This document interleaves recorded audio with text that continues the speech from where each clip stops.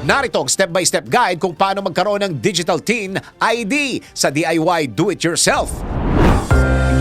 Kayang-kaya mo ang kahit na ano kung ikaw mismo ang gagawa nito. Let's learn new things sa DIY Do-It-Yourself. Ang Teen ID ay patunay na ikaw ay registered sa Bureau of Internal Revenue as a taxpayer. Nagsisilbi rin itong valid ID since naglalaman ito ng iyong personal information. Ang maganda pa, wala itong expiration.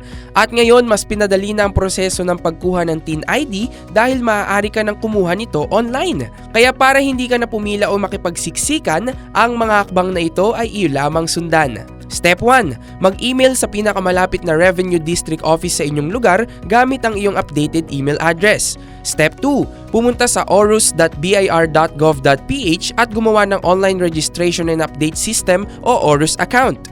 Step 3. I-log in ang account at tapusin ang mga hinihingi pang proseso para makuha mo na ang iyong Digital Teen ID. Pagkatapos, i-verify ang Teen ID sa pamamagitan ng QR code para ito ay maging valid. Gets mo ba? Sige nga, do it yourself!